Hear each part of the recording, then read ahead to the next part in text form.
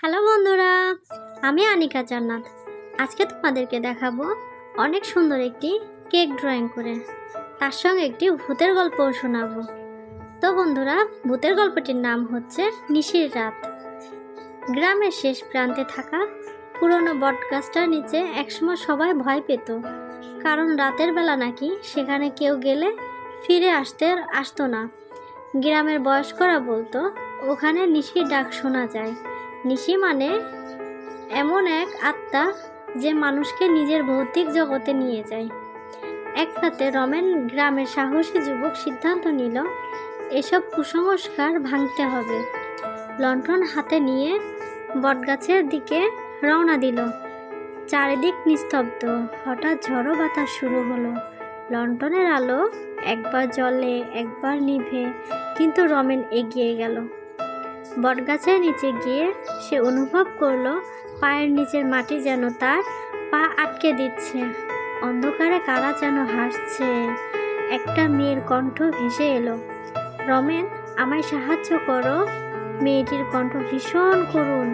রমেন ভয় পেল, বলল তুমি কে?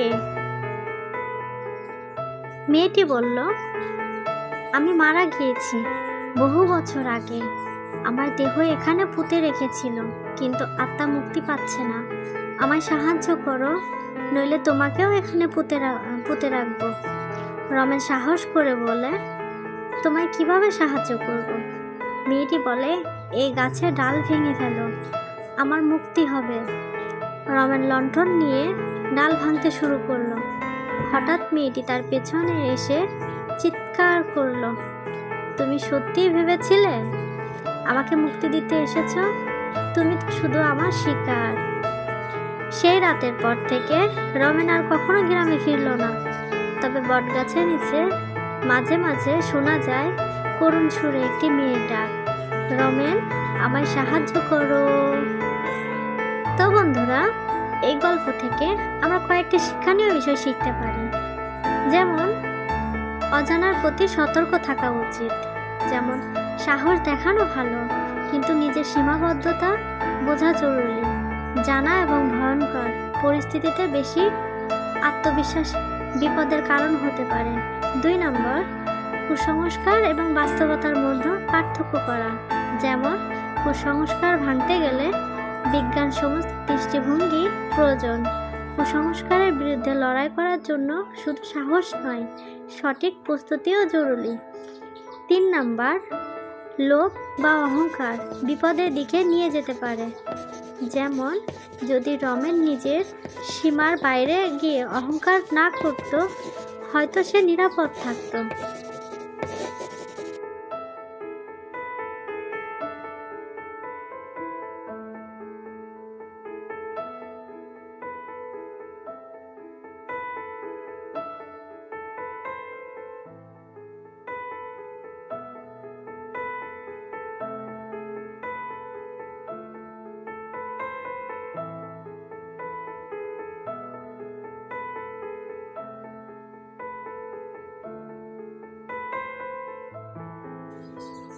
চার নাম্বার, অন্ধকার বা অজানার প্রতি অহেতুক আকর্ষণ বিপদ ডেকে আনতে পারে।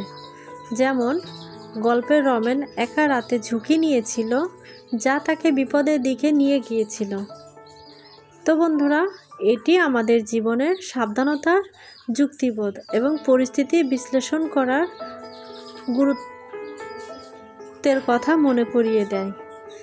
তো বন্ধুরা, আমার গল্পটা যদি তোমাদের ভালো লাগে, লাইক, শেয়ার, সাবস্ক্রাইব করতে ভুলো না প্লিজ। তো টাটা।